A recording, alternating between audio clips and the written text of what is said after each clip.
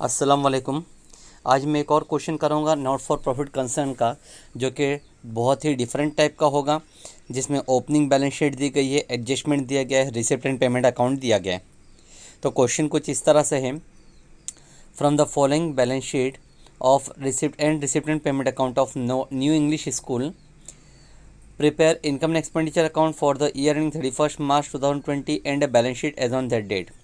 तो अब यहाँ पे पहले ओपनिंग बैलेंस शीट दी गई है और हमको एक रिसिप्ट एंड पेमेंट अकाउंट दिया गया है।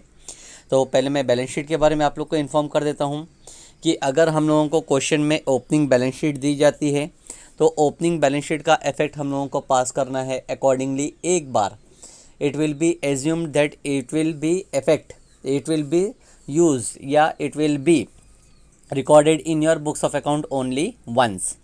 सिर्फ एक ही बार रिकॉर्डिंग करना है, डबल बार रिपीटिंग नहीं करना है, ये एज्यूम करके चलना है, ठीक है।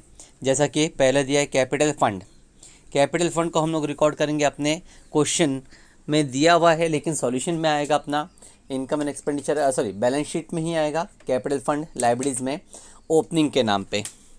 फिर एसेट साइड में आप देखोगे तो कैश इन हैंड का नाम दिया गया है और कैश एट बैंक का नाम दिया गया है। ये दो नाम cash in hand, cash at bank की रिकॉर्डिंग हम लोग नहीं करते हैं क्योंकि ये दोनों ही हमको रिसिप्ट एंड पेमेंट अकाउंट के डेबिट में दिए गए हैं, ठीक है। तो कैश इन हैंड या कैश एट बैंक का किसी भी क्वेश्चन में अगर ओपनिंग बैलेंस शीट में दिया गया है तो हम उसका सॉल्यूशन अपने इनकम एक्सपेंडिचर और बैलेंस शीट में कभी पास नहीं करते। नेक्स्ट नाम दिया गया है बिल्डिंग। वो बिल्डिंग का अमाउंट है 4,50,000, यानी कि हमारे पास साल के शुरुआत में ओपनिंग में बिल्डिंग था 4,50,000। इसको हम सॉल्यूशन में लिखेंगे अपनी बैलेंस शीट के एसेट्स में ओपनिंग के नाम पे 4,50,000। फिर एक नाम है फर्नीचर। फर्नीचर के साथ में भी वही यूज़ किया जाएगा कि फर्नीचर हमको ओपनिंग दिया गया है तो हम लोग अपनी बैलेंस शीट में रिकॉर्ड करेंगे ओपनिंग के नाम पे।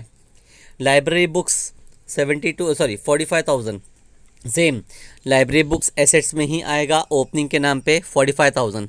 और कंप्यूटर लेबोरेटरी को भी हम लोग रीयूज़ करेंगे अपने इनकम बैलेंस शीट में एसेट साइड में ओपनिंग के नाम पे।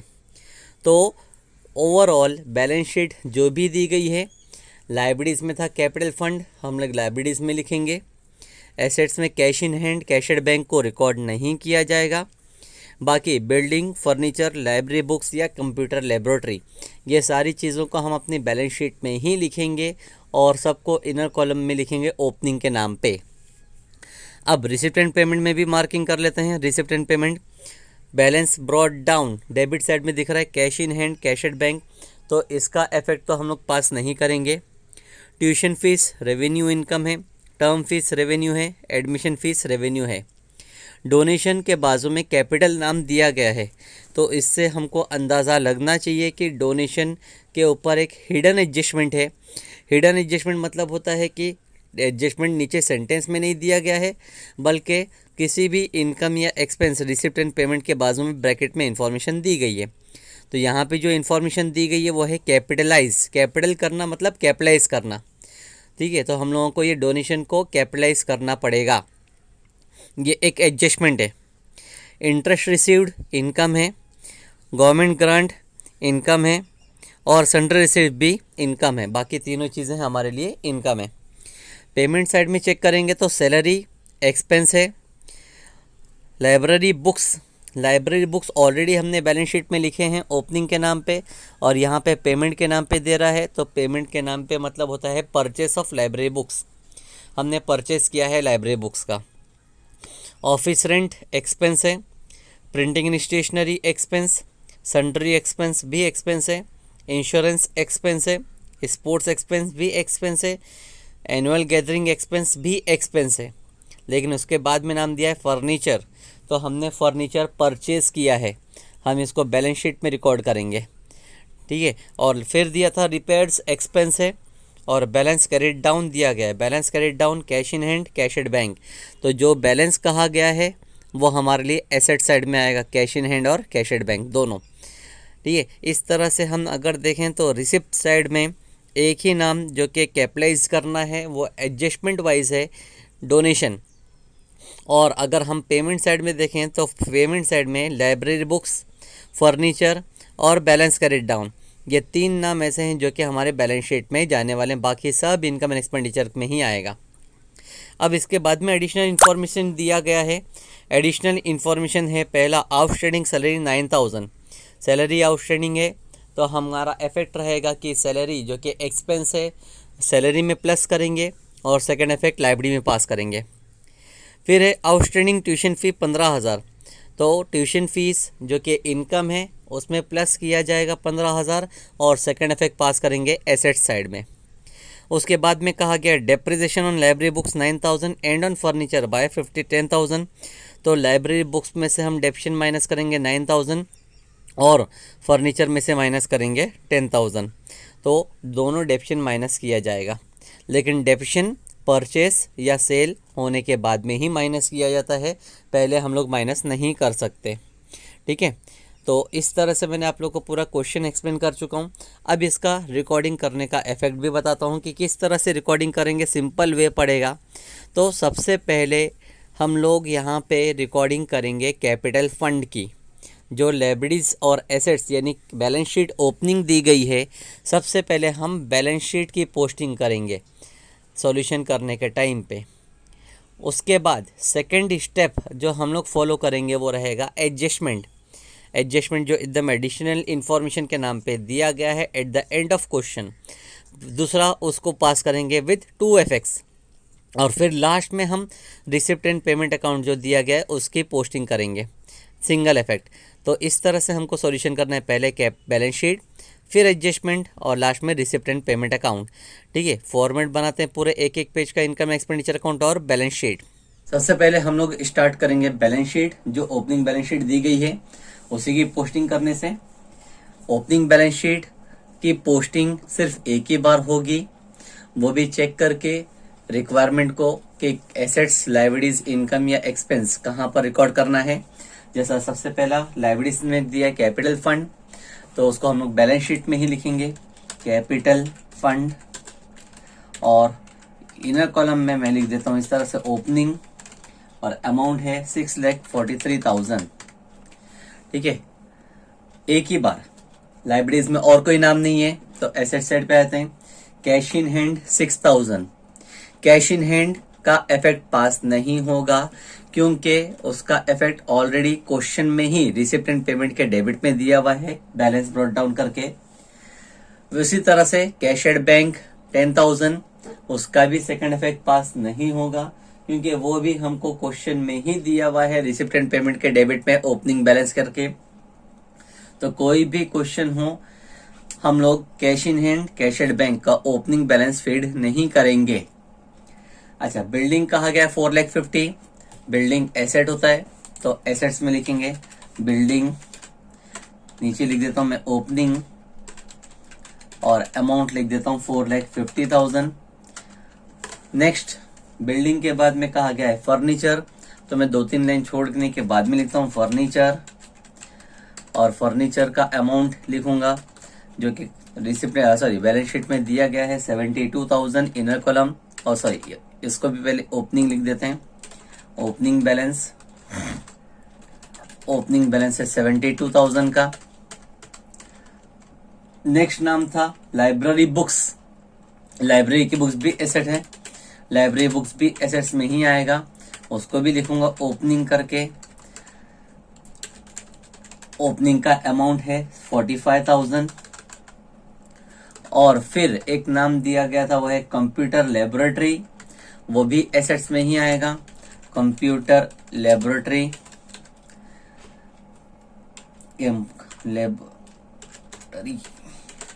जिसका अमाउंट दिया गया है 60,000।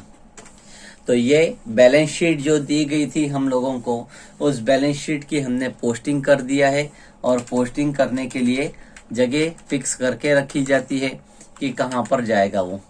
ठीक है, बैलेंस शीट में सिर्फ cash in hand cash at bank एक ऐसी चीज है जिसका हम लोग इफेक्ट पास नहीं करते क्योंकि उसका second effect already he receipt and payment account में दिया गया है। अब डायरेक्टली एडजस्टमेंट से स्टार्ट करते हैं। एडजस्टमेंट में कहा गया था आउटस्टैंडिंग सैलरी 9,000, तो सैलरी देखो पेमेंट में दिया गया था 90,000, 90,000 को लिखेंगे डेबिट में 2 सैलरी, 90,000, लेकिन आउटस्टैंडिंग कहा गया है तो आउटस्टैंडिंग को हम लोग प्लस करेंगे, प्लस आउटस्टैंडिंग अमाउंट है 9,000। जब 9,000 एडअप कर दिए तो वैल्यू बन गई 99,000। सेकेंड इफेक्ट पास करेंगे लाइब्रेरी साइड में, आउटस्टैंडिंग सैलरी 9,000। ठीक है, हो गया एडजस्टमेंट का इफेक्ट, आउटस्टैंडिंग को प्लस करके लाइब्रेरीज में डाल दिए। उसी तरह से आउटस्टैंडिंग ट्यूशन फीस कहा गया 15,000, तो ट्यूशन फीस देखेंगे रिसिप्ट साइड में दिया गया था 90,000, 90,000। ट्यूशन फीस इनकम होती है, क्रेडिट में लिखेंगे बाय ट्यूशन फीस 90,000। आउटस्टैंडिंग बोला गया है तो हम लोग प्लस करेंगे, प्लस आउटस्टैंडिंग, और आउटस्टैंडिंग का अमाउंट ट्यूशन फीस का है 15,000, एडअप करें तो हो जाएगा 1,05,000। ट्यूशन फीस मिलना बाकी है तो सेम साइड मतलब एसेट्स में लिखेंगे आउटस्टैंडिंग ट्यूशन फीस और अमाउंट जो कि एडअप किया गया था 15,000। लास्ट एडजस्टमेंट है depreciate library books by 9,000। Library books के ऊपर डेप्शन निकालना है 9,000, तो लाइब्रेरी बुक्स तो मैंने ओपनिंग बैलेंस शीट में लिखा हूं ऑलरेडी, लेकिन फिर भी पहले रिसिप्ट एंड पेमेंट में चेक कर लेता हूं कहीं पे लाइब्रेरी बुक्स का नाम है क्या। तो रिसिप्ट साइड में कहीं पे भी लाइब्रेरी बुक्स का नाम नहीं दिखाई दिया था हमको, लेकिन पेमेंट में दूसरा ही नाम है लाइब्रेरी बुक्स का 14,000। तो जब लाइब्रेरी बुक्स का 14,000 पेमेंट साइड में दिया गया है तो पेमेंट साइड में देने का मतलब होता है दैट इज परचेस। इस साल में हमने लाइब्रेरी बुक्स को परचेस किए हैं, ठीक है, परचेस।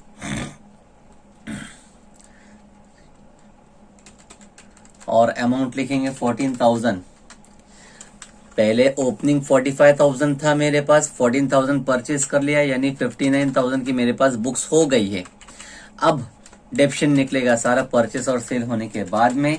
डेप्रिसिएशन जो कि क्वेश्चन में कहा गया था 9,000 का डेप्शन माइनस कर दूंगा तो बचेगा 50,000। ठीक है, कभी भी डेप्शन पास करो तो पहले परचेस या सेल का इफेक्ट देख लो और फिर डेप्शन माइनस करना है। सेकंड इफेक्ट पास करेंगे लाइब्रेरी बुक्स का, वो आएगा डेबिट में टू डेप्रिसिएशन ऑन, हेडिंग लिखता हूं मैं लाइब्रेरी बुक्स, और फर्स्ट कॉलम में अमाउंट लिख देता हूं 9,000, क्योंकि एक और डेप्शन कहा गया है। एंड फर्नीचर बाय 10,000, फर्नीचर के ऊपर भी डेप्शन है 10,000, तो फर्नीचर को भी हम लोग डेप्शन एसेट्स में लिख चुके थे पहले 72, लेकिन पहले रिसिप्ट एंड पेमेंट में चेक करते हैं रिसिप्ट एंड पेमेंट में कहीं पे कोई इन्फॉर्मेशन दिया है क्या फर्नीचर के नाम की। तो रिसिप्ट साइड में तो फर्नीचर नहीं है, लेकिन पेमेंट साइड में फर्नीचर का नाम दिख रहा है, थर्ड लास्ट नाम 50,000। ठीक है, तो फर्नीचर में भी हम लोग को लिखना पड़ेगा प्लस परचेस और अमाउंट लिखूंगा 50,000, यानी ओपनिंग था 72,000 का और मैंने परचेस किया 50,000, तो 72 प्लस 50 122 हो जाता है मेरे पास टोटल फर्नीचर। अब इसमें से मैं निकालूंगा डेप्रिसिएशन, डेप्रिसिएशन माइनस करूंगा जो कि क्वेश्चन में दिया गया है और है 10,000। 10,000 माइनस करूं तो बचेगा 1,12,000। इस डेप्शन का भी सेकंड इफेक्ट डेबिट में ही आएगा। जो हेडिंग लिखा था डेप्शन ऑन लाइब्रेरी बुक्स, उसी के नीचे सिर्फ नाम लिखूंगा फर्नीचर 10,000, और दोनों डेप्शन एडअप कर दिया तो हो गया है 19,000। ठीक है, इस तरह से मेरे एडजस्टमेंट भी कंप्लीट हो गए। अब लास्ट काम करना है वो है रिसिप्ट एंड पेमेंट का पोस्टिंग। रिसिप्ट एंड पेमेंट की पोस्टिंग देखते हैं एक एक करके। Receipt side to balance brought down cash in hand cash at bank, उसकी पोस्टिंग तो करना नहीं है क्योंकि ओपनिंग बैलेंस शीट में ऑलरेडी दिया हुआ है। ट्यूशन फीस इनकम में लिख चुके हैं। टर्म फीस इनकम है, टर्म फीस को लिखेंगे इनकम में। टर्म फीस जिसका अमाउंट है 3,000। उसके बाद में था एडमिशन फीस, एडमिशन फीस भी इनकम है। एडमिशन फीस जिसका अमाउंट दिया है 12,000। डोनेशन, और डोनेशन के बाजू में ही नाम दिया गया कैपिटल, यानी डोनेशन जो है वो हमको कैपिटल करना है, कैपिटलाइज करना है, तो हम लोग एक हिडन एडजस्टमेंट के हिसाब से मानेंगे। डोनेशन को लिखेंगे क्रेडिट में, इनकम में 61,000। लेकिन कैपिटलाइज करने बोला है तो हम लिखेंगे माइनस कैपिटलाइज, और कोई परसेंटेज नहीं दी गया, मतलब पूरा 61,000 माइनस करें तो बचेगा 0।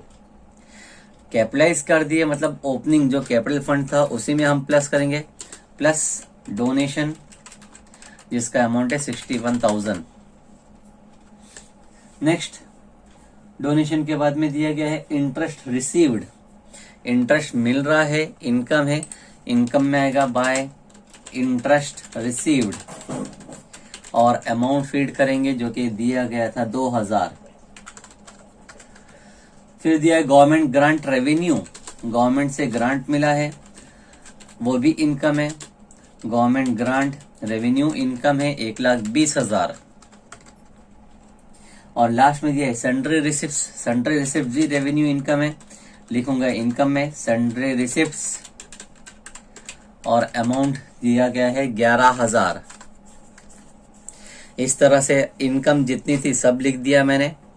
अब पेमेंट साइड में देखते हैं, सैलरी हो चुका है, लाइब्रेरी बुक्स मैंने लाइब्रेरी बुक्स में यानी एसेट साइड में एड अप कर चुका हूं उसको। ऑफिस रेंट एक्सपेंस होता है, डेबिट में लिखेंगे ऑफिस रेंट जिसका अमाउंट दिया गया है 10,000। प्रिंटिंग एंड स्टेशनरी एक्सपेंस है, प्रिंटिंग एंड स्टेशनरी जिसका अमाउंट है क्वेश्चन में दिया गया है, ये 7 आ गया सॉरी, एंड स्टेशनरी जिसका अमाउंट है प्रिंटिंग एंड स्टेशनरी का 22,000 22,000। सन्ड्री एक्सपेंस, एक्सपेंस है डेबिट में आएगा सन्ड्री एक्सपेंस, और अमाउंट लिखूंगा सन्ड्री एक्सपेंस का 12,000। इंश्योरेंस वो भी एक्सपेंस है, डेबिट में आएगा टू इंश्योरेंस, और इंश्योरेंस का अमाउंट जो क्वेश्चन में दिया गया है 10,200 रेवेन्यू थे। स्पोर्ट्स एक्सपेंस अगेन एक्सपेंस है, लिखेंगे स्पोर्ट्स एक्सपेंस, और अमाउंट फीड करेंगे स्पोर्ट्स एक्सपेंस का 8,000। एनुअल गैदरिंग एक्सपेंस वो भी एक्सपेंस है, एनुअल गैदरिंग एक्सपेंस, और अमाउंट फीड कर देंगे 9,000। फर्नीचर, फर्नीचर को ऑलरेडी मैंने बैलेंस शीट में लिख चुका हूं कि वो परचेज किया जा चुका है, रिपीट नहीं होगा वो। रिपेयर्स दिया गया 15,000, रिपेयर एक्सपेंस है, डेबिट में आएगा टू रिपेयर, और अमाउंट फीड करेंगे जो कि दिया गया है 15,000। ठीक है, और उसके बाद में है balance carried down, cash in hand cash at bank, दोनों ही एसेट है, एसेट में लिखेंगे कैश इन हैंड जिसका अमाउंट है 4,800। कैश एट बैंक वो भी एसेट में आएगा जिसका अमाउंट दिया 70,000।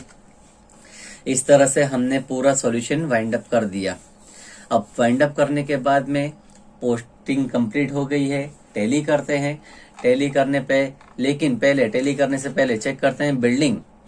बिल्डिंग में सिर्फ ओपनिंग अमाउंट था 4,50,000, कोई परचेज कोई सेल कोई डेप्शन नहीं है, तो यानी कोई एडजस्टमेंट नहीं आया। लास्ट कॉलम में 4,50,000 एज इट इज कॉपी करेंगे हम। उसके बाद चेक करेंगे ये कंप्यूटर लेबोरेटरी था, ओपनिंग 60,000, लेकिन कोई एडजस्टमेंट नहीं है, ना परचेस ना सेल ना डेप्शन, तो लास्ट कॉलम में 60,000 एज इट इज कॉपी कर लेंगे। हो गया मेरा पूरा कंप्लीट। टैली करने के लिए कोशिश करते हैं यहाँ पे इनकम एंड एक्सपेंडिचर अकाउंट की। इनकम एंड एक्सपेंडिचर अकाउंट देखते हैं पहले। ठीक है, इनकम एंड एक्सपेंडिचर अकाउंट का डेबिट साइड टोटल करते हैं, टोटल वैल्यू, बहुत सारे नाम हैं इसमें, एक एक करके पूरा कंप्लीट करते हैं टोटलिंग।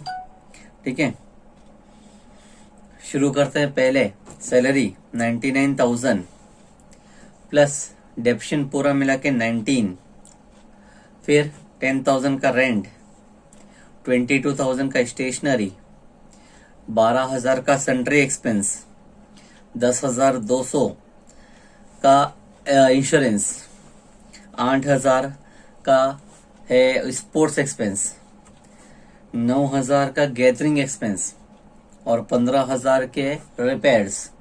तो टोटल अमाउंट जो डेबिट का बनता है वो है 2,04,200, 2,04,200 रुपए। ठीक है, इनकम सेट का टोटल करते हैं एक बार। इनकम में total 1,05,000, 1,05,000 plus 3,000 plus 12,000 plus 2,000 plus 1,20,000 और 11,000, तो टोटल होता है करीब 2,53,000। तो दोनों को कंपेयर करने पे पता चलेगा कि मेरी इनकम 2,53,000 ज़्यादा है। 2,53,000 लिखेंगे बोथ साइड। 253 में से माइनस करने का पड़ेगा 2,04,200, तो एंड में बचेगा मेरे पास 48,800। 48,800 बच रहा है। डिफरेंस वो डेबिट में बच रहा है। डेबिट बैलेंस का मतलब होगा that will be surplus. Surplus amount है वो, एक्स्ट्रा पैसा मेरे पास बच गया है। अब ये सरप्लस को हम कैपिटल फंड में ही प्लस करेंगे। Plus surplus 48,800। अब टैली करते हैं बैलेंस शीट, पहले कैपिटल का टोटल करते हैं। 6,43,000 प्लस 61,000 प्लस 48,800, तीनों को एडअप कर दिया जाए तो होगा 7,52,800। अब टैली करते हैं लायबिलिटी साइड। लायबिलिटी साइड में एक ही अमाउंट और है 9,000, उसी में प्लस 9,000 कर देते हैं तो हो जाएगा 7,61,800। एसेट साइड में भी करके देखते हैं पूरा अमाउंट। पहले 4.5 लाख 4,50,000 प्लस 1,12,000 प्लस 50,000 प्लस 60,000, 60,000 के बाद में है 15,000 प्लस 4,800 और लास्ट में 70,000। टोटल टैली करने पे आएगा 7,61,800। इस तरह से हमारा सॉल्यूशन यहाँ पे कंप्लीट हो जाता है। ठीक है, एट द एंड आप लोग को फिर बोलूँगा कि सॉल्यूशन ध्यान से करना, स्टेप वाइज। सबसे पहले बैलेंस शीट को सॉल्यूशन करूं, उसके बाद में एडजस्टमेंट का इफेक्ट सॉल्व करूं और लास्ट में रिसिप्ट एंड पेमेंट का सॉल्यूशन करूं। और मेन पार्ट ये है कि सॉल्यूशन अपनी नोटबुक में कॉपी करें, स्टेप बाय स्टेप, जैसा वीडियो में आप लोगों को एक्सप्लेन किया जाता है। जब तक आप क्वेश्चन और सॉल्यूशन को अपनी नोटबुक में सॉल्व नहीं करोगे, आप लोगों को सॉल्यूशन करने का तरीका समझ में नहीं आएगा। तो आप लोग इनकम एंड एक्सपेंडिचर अकाउंट पूरे पेज का बनाएं, बैलेंस शीट पूरे पेज का बनाएं, क्वेश्चन भी कॉपी कर लें और फिर जैसा वीडियो स्टेप बाय स्टेप आप लोग को बताया जा रहा है वैसा पूरा कॉपी करें। ठीक है, थैंक यू।